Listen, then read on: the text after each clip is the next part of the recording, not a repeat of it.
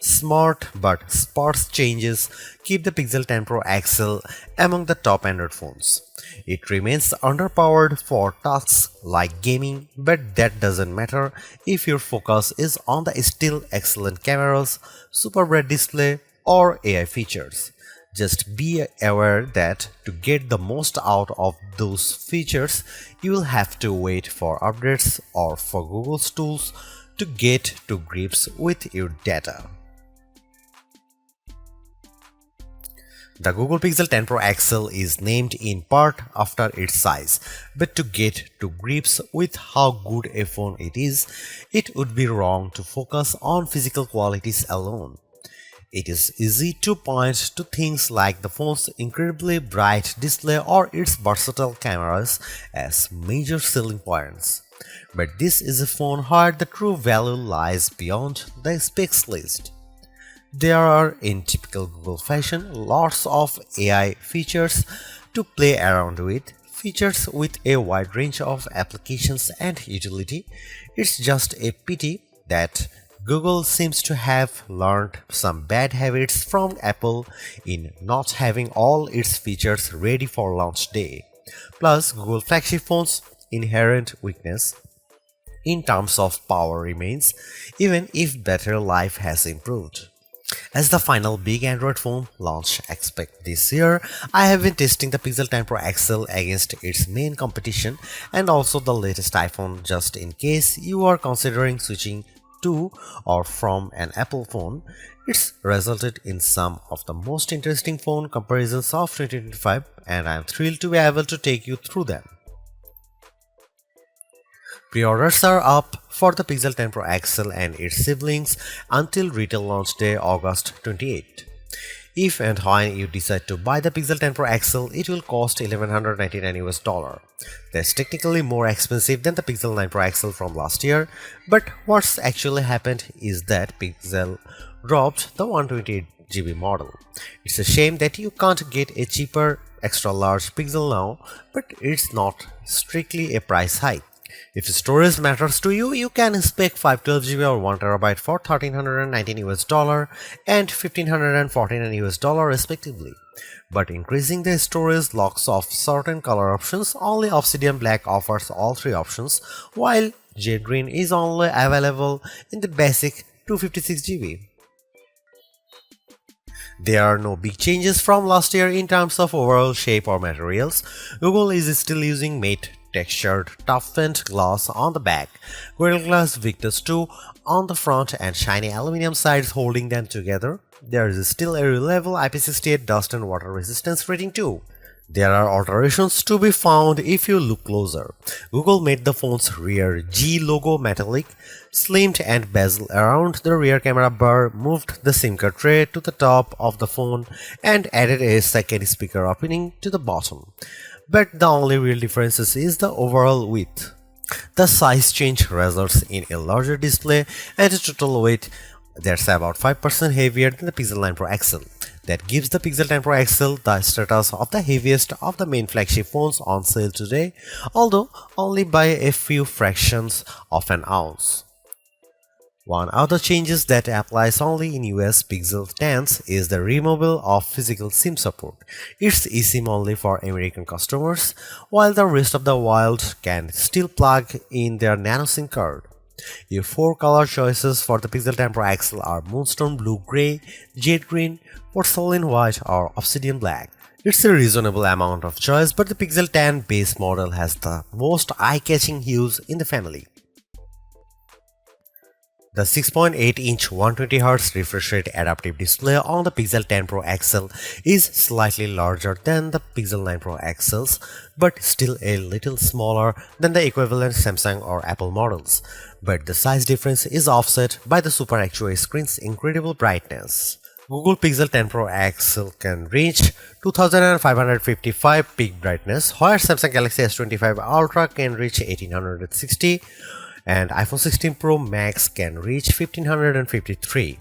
The results above show just how intense the screen brightness on the Pixel 10 Pro XL can be, even compared to last year's Pixel 9 Pro XL.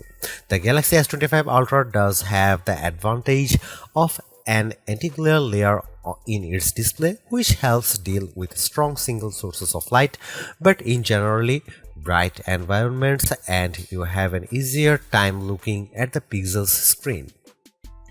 Looking to the other results, we see the Pixel 10 Pro XL lags behind the S25 Ultra in terms of color gamut coverage and also color accuracy. In the default vivid color profile, the potential buyers needn't worry too much about that. The Pixel 10 Pro XL is still a great device for watching video or browsing photos on.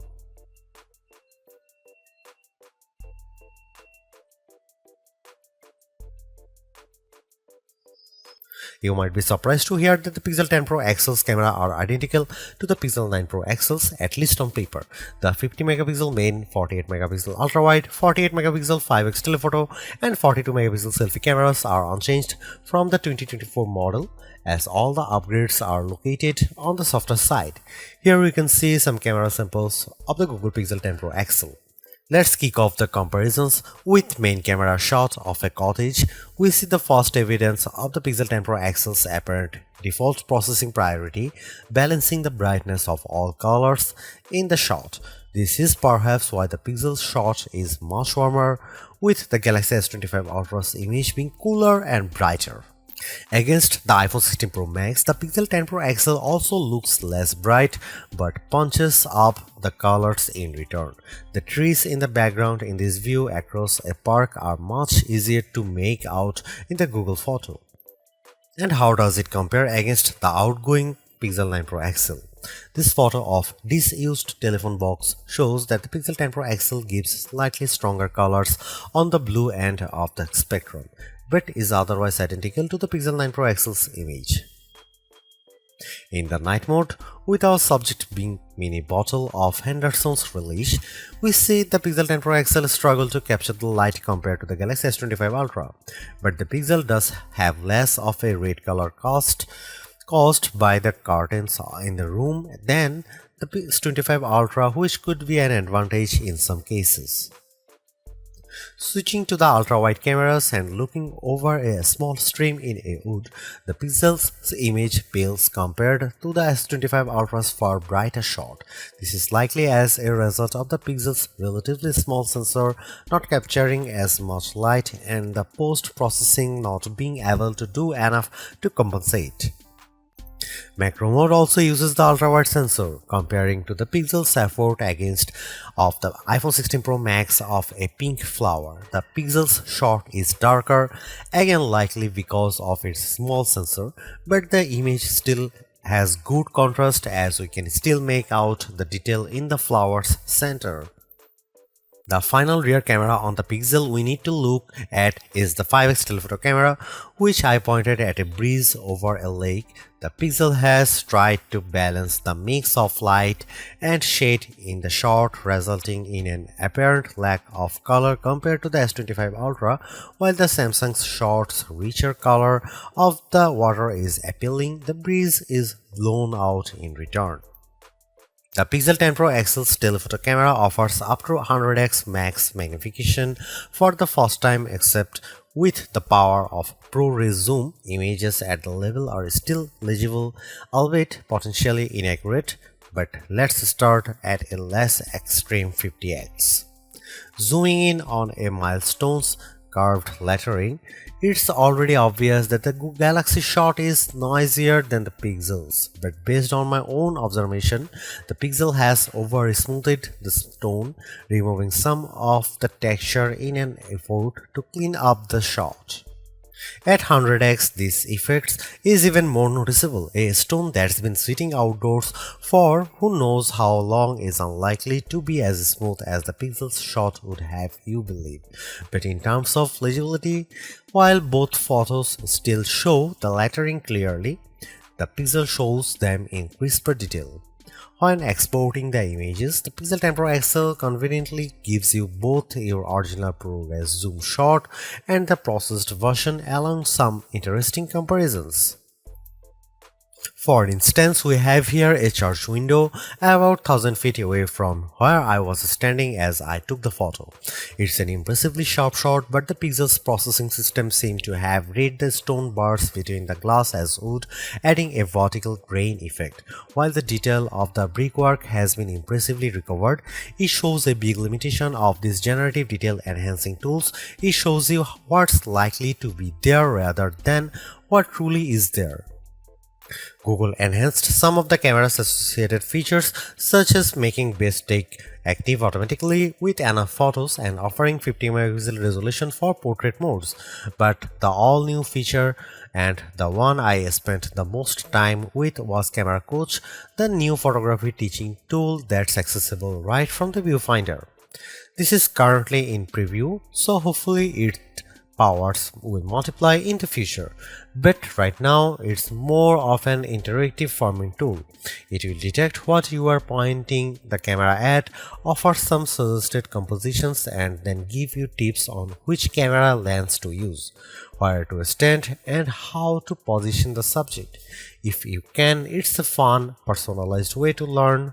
But there are so many more tools in the Pixel 10 Pro XL's toolbox. I hope more options or perhaps an advanced mode appear in future to help guide users to try even more, like switching between vertical and horizontal shots, setting a manual focus, or adjusting exposure.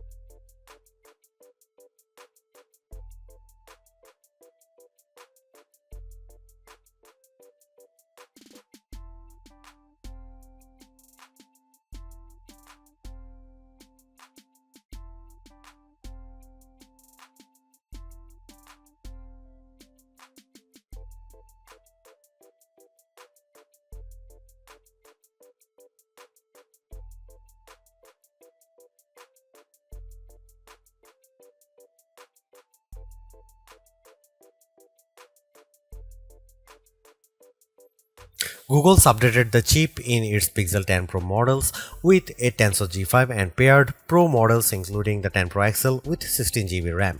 Considering that previous Tensor-powered Pixels have lagged behind in performance, we were curious to see how this update changes things. As the results demonstrate, the Pixel 10 Pro XL is noticeably improved over the Pixel 9 Pro XL, but is still underpowered when looking at the Snapdragon and A series chips that power the Galaxy S25 Ultra and iPhone 16 Pro Max. The Adobe Premiere Rush video test shows this specially. In my general gaming test of playing the graphically intense RPG XR Stress in order to get a consistent 60 FPS frame rate, I had to turn off anti-aliasing, reduce the resolution from ultra to high and environment quality down to average, and even the game would still experience hiccups. Android flagships with Snapdragon 8 Elite can easily handle this game at maximum settings. Now that the 128GB Pixel Pro XL model has been discontinued, the Pixel 10 Pro XL starts with 256 GB storage with the option to up that to 512 GB or 1 TB storage. This should be speedy storage to load and unload thanks to Google using the UFS 4.0 memory standard with 512 GB or 1 TB of storage on a US model. You also get zoned UFS, a feature that supposedly organizes data within your device's storage to improve its efficiency, speed, and the device's lifespan. We are not sure why this is limited to only a 2 out of 3 storage options and only to American customers, but it sounds like a bonus worth having. The 5200 mAh battery in the Pixel 10 Pro XL is the largest Google's ever put in a phone. And fortunately, between the extra capacity and the improved Tensor G5 chip, this results in good battery life gains. The Pixel 10 Pro XL lasted 14 hours and 20 minutes in adaptive display mode in our beta test, which involves constant web browsing over a cell connection. This is almost an hour and a half longer than the Pixel 9 Pro XL achieved, but Google still has catching up to do if it wants to match 17 hours plus that the Galaxy S25 Ultra and iPhone 16 Pro Max clocked. Using the Pixel 10 Pro XL's 45-watt wired charging, we are able to fill the phone from empty to 33% and 63% full after 15 minutes and half an hour charging times respectively. The Galaxy S25 Ultra manages to reach 37% and 71% in the same time frame, although its smaller battery capacity no doubt helps there. We must also highlight the 25-watt wireless charging that the Pixel 10 Pro XL now supports using the new Key 2.2 compatible Pixel Snap accessories. You can also this with MagSafe chargers designed for iPhones too, opening up a huge world of possible add-ons of your Pixel. Google is the first Android smartphone maker to adopt Key 2 fully, and hopefully this heralds wider adoption among Android brands down the line. But focusing on the Pixel for now, it means that if you do happen to switch from an iPhone, you can keep using your chargers and some other accessories, saving you spending more on a new set of peripherals. Google's made a few but effective upgrades to the Pixel 10 Pro XL. It's a masterclass in efficiency, changing and improving just enough to stay amongst the top of the pack in the most areas. The display's brightness is unmatched, and the camera's ultrawide perhaps aside offer a balanced, natural look that I can see a lot of people liking. It's unfortunate that the Pixel 10 series is still the lowest powered of the flagship phones on sale today and lags behind its main rivals on battery efficiency. Hopefully, access to Google's latest AI tools makes up for that for anyone who decides to take the plunge, although perhaps give it a couple of months if this is your primary reason. Hopefully, by then the seemingly incomplete Magic Q and the preview version of the camera coach will have been made whole. The Galaxy S25 Ultra may still be a better pick for you if you want more power and power efficiency from your phone. The Pixel 10 Pro may also be a better fit than the XL, considering you only sacrifice display size and battery life for a cheaper phone that's otherwise just as capable as its larger sibling. But the Pixel 10 Pro XL is the most capable and competitive of Google's latest batch of phones. If you are buying a phone right now and want best-in-class software combined with top-tier hardware, this Pixel is probably the one to pick.